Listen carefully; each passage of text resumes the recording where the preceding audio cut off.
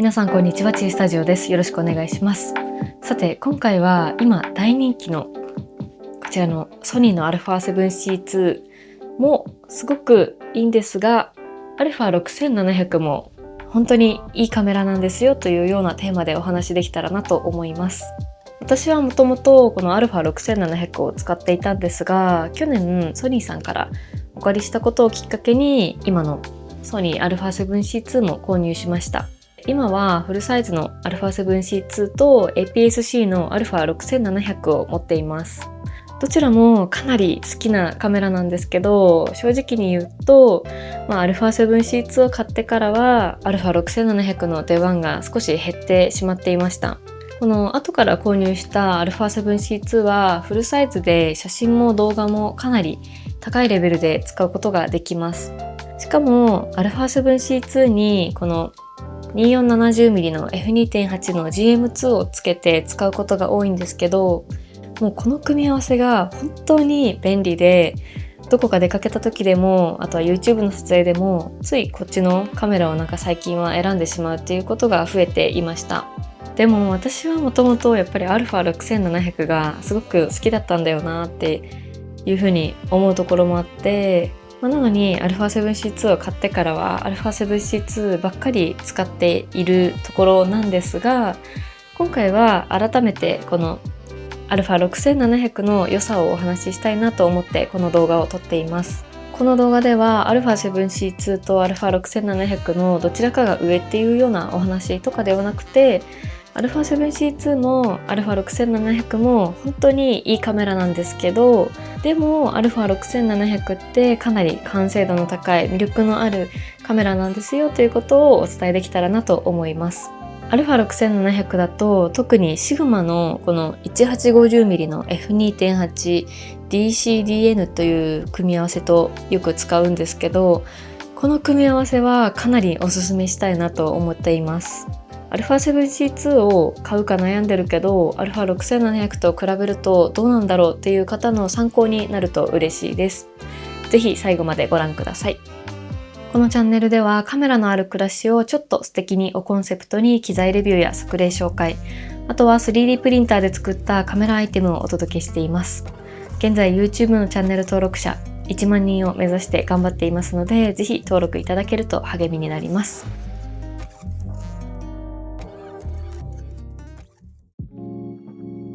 まずはこちらの α7C2 の良さから少しお話をしていきます。α7C2 はフルサイズのカメラとしては本当にとってもバランスが良いカメラだなと思っています。大きすぎないボディでフルサイズの画質で撮ることができますし、写真も動画も申し分ない優等生タイプで、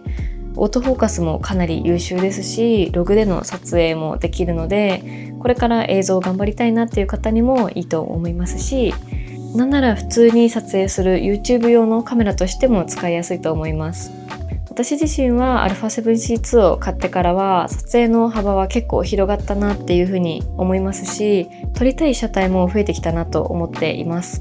最近だと例えばこの 24mm のレンズ G レンズを購入したんですけど、これもものすごく小さいレンズでも安っぽくないデザインっていうのがすごく気に入っているんですけど、この 24mm のレンズをつけたら、普通に 24mm として使えるので、室内で広めに撮ったりとか、あとは Vlog っぽく自分の周りまで入れて撮ったりとかするときに、この広角側の余裕はかなり大きいなと思います。他のレンズで言うと、私の大好きな今つけてる 2470mm F2.8 GM2 というレンズでは 24mm から 70mm まで使えて、 F2.8 投資のレンズで広角から中望遠くらいまでの画角を1本で使える超万能なものになります。画質もいいですし、オートフォーカスもとても速いですし、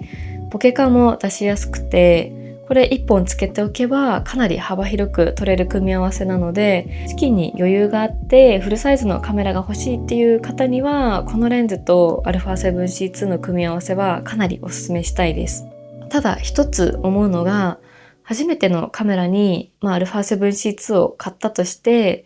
レンズは標準ズームを買いたい。じゃあ2470の GM レンズを買うかとなってしまうと、どうしても金額だったりサイズ感が気になる方もいらっしゃると思うんですよね。なのでそういった方には α6700 とシグマの 1850mm の F2.8 の組み合わせも選択肢としてはかなり有力なんじゃないかなと思います。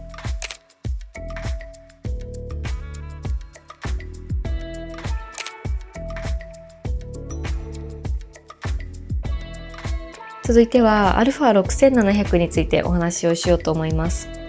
α6700 は APS-C 用のカメラで、フルサイズのカメラと比べるとセンサーサイズは少し小さくなるんですが、その分ボディもあとはレンズ自体も小さくまとめやすいっていうところが特徴ですよね。そして私が α6700 と一緒に使うとしたら、個人的には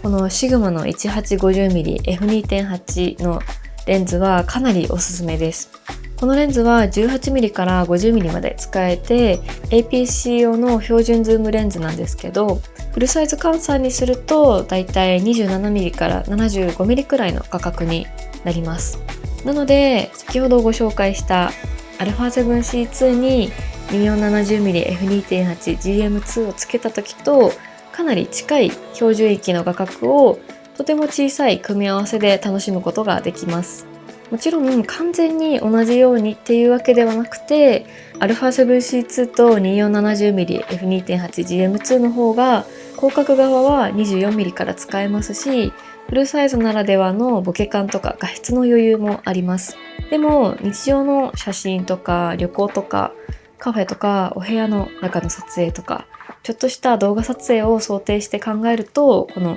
α6700 と 1850mm の組み合わせでもかなりの範囲をカバーすることはできます。しかも F2.8 投資でズームしても F 値が変わらないので明るさを保ちやすいですし、背景もそれなりにはぼかすことができます。標準ズームとしてはかなり使いやすいですし、α6700 とレンズのバランス感が本当にいいんじゃないかなと思います。α7C2 と 2470mm のこの組み合わせももちろんすごく好きなんですけど、どうしてもレンズが大きくなってしまいます。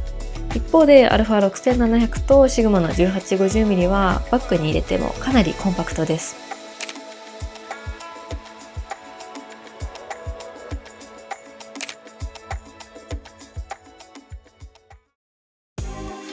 そして金額面でも α6700 はかなり現実的なラインなのかなと思います。α7C2 は本体だけでもそれなりに金額がしてしまいます。で、さらに 2470mm の F2.8 の GM レンズのようなレンズを合わせるとかなり大きな買い物になってしまうんですよね。もちろん最高峰の GM レンズっていう風に言われることもあって、その分かなりいい組み合わせではあると思います。私も使っていてとても便利だと思いますし、使っているとなんだか背筋がスッと伸びるような感じがします。ただこれからカメラを始めたい方だったりとか、できるだけ無理なく写真と動画を楽しみたいっていう方にとっては、最初からフルサイズと高級なズームレンズを揃えるのは少しハードルが高いのかなとも思います。なのでその点 α7C2 の本体代くらいの価格で α6700 とシグマの 1850mm を揃えられる場合があります。いいカメラを買ってもレンズがなくて撮れるものが限られてしまうっていう風になると、なんか思っていたのと違うなとかっていう風になってしまうのはちょっともったいないと思うんですよね。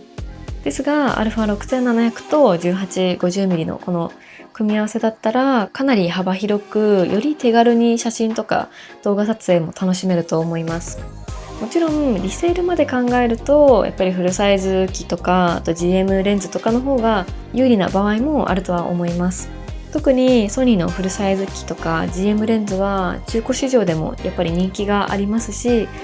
後から売るっていうことまで考えると α7C2 の方がメリットがある場合もあるのかなとは思います。ですがなるべく手軽に無理なくミニマルに写真と動画を始めたい方とか、標準域をしっかり楽しみたいっていうようなそういう方には α6700 とシグマの 1850mm はかなりいい選択だと思います。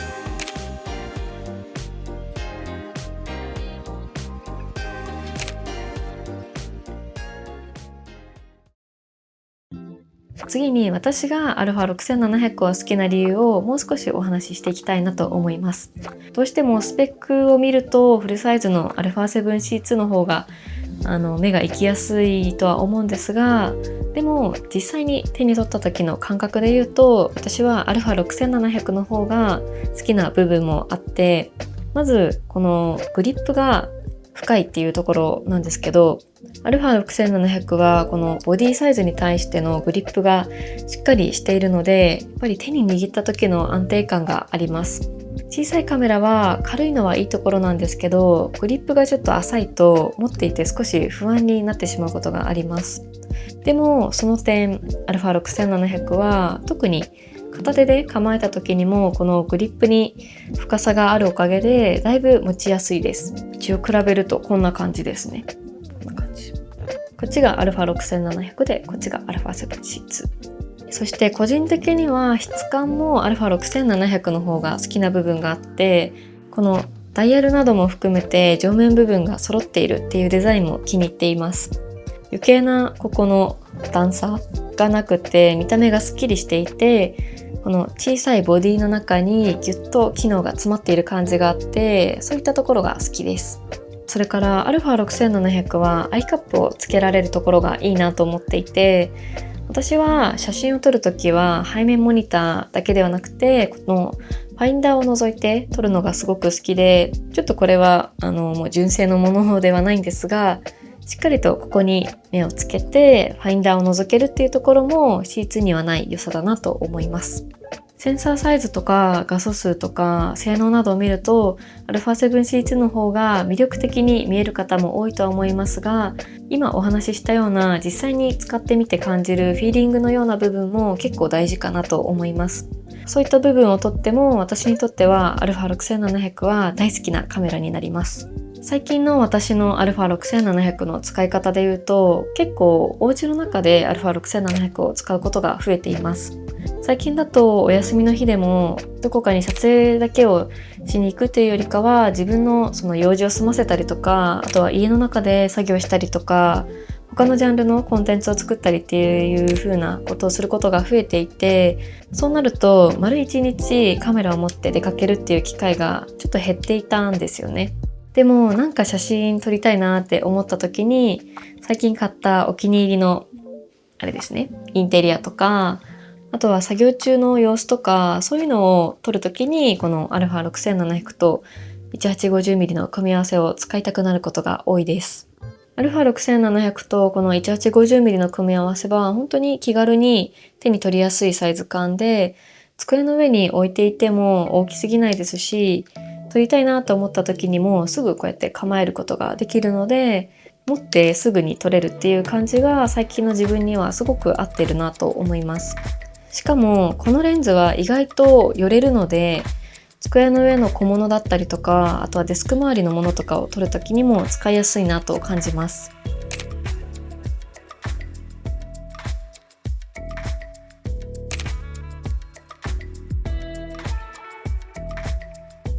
さて、ここまでお話はしてきましたが、α7C2 をおすすめしたい人と α6700 をおすすめしたい人をちょっとそれぞれまとめてみると、まず α7C2 をおすすめしたいのは資金に余裕がある方かなと思います。本体だけではなくてフルサイズ用のレンズまで含めて予算を組める方には α7C2 はかなりいい選択肢だと思います。特に 24mm より広い画角を使いたい方とか、今後広角レンズを使う可能性があるっていう方、風景とか建物、室内、Vlog などを幅広く撮りたいっていう方、こういった方にはフルサイズの方がやっぱり使いやすい場面が多いんじゃないかなと思います。APS-C でも広角レンズはありますが、フルサイズの方がやっぱり選択肢は多いですし、24mm とかそれより広い画角を使いたい方には α7C2 の方が合いやすいのかなとも思います。あとはやっぱりフルサイズがいいっていう方におすすめしたいですね。あとはフルサイズの画質とかボケ感に魅力を感じている方、あとは将来的にフルサイズ用のいいレンズを揃えていきたいという方、あとは写真も動画も長くメイン機として使いたいっていう方だったりとか、そういった方には α7C2 の方をおすすめしたいです。一方でこちらの α6700 をおすすめしたいのは、ぱり最初は資金を抑えて始めたいなっていう方におすすめしたいです。ただ安く済ませたいっていう意味ではなくて、カメラ本体とレンズまで含めて無理のない範囲で始めたいという方、そしてとにかくミニマルに標準域の画角を楽しみたいという方、こういった方におすすめしたいです。27mm から 75mm くらいの画角があれば、日常のかなりの多くの場面を撮ることができます。あまり広く映りすぎないので構図も決めやすいと思いますし、旅行でも街歩きでも家の中での撮影でもかなり便利です。もちろんフルサイズの余裕が欲しい場面が出てきてしまうのを心配される方は、初めからフルサイズ用のカメラを選ぶのがいいとは思うんですが、最初から全てを完璧に揃えようとすると予算も機材もどんどん大きくなってしまうので、まずは小さく始めてたくさん撮りたいとか、写真も動画も無理なく続けてやってみたいっていうような、そういう考え方であれば α6700 は今でもかなりいいカメラだと思います。特に標準域の画角で楽しみたいなら、何度もお話ししますが α6700 とシグマの 1850mm は私は大絶賛したいと思います。もちろん α7C2 と α6700 はセンサーサイズが違うので、全く同じ比較対象となるわけではなくて、やっぱり画質とかボケ感とか広角側の使いやすさには違いがあります。自分がどういったイメージで撮りたいのかとか、どのくらいのサイズ感なら無理がないのかとか、本体だけではなくてレンズまで含めて無理なく揃えられるのかっていうような、そういったところまで考えると α6700 には α6700 の強みがあると思います。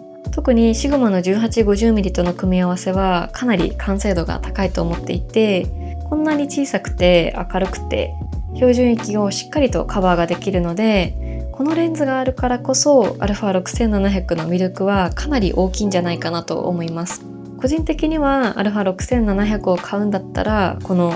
シグマの 1850mm はぜひ一緒に使ってほしいレンズになります。かなり使いやすい私自身のお気に入りの組み合わせのカメラとレンズになります。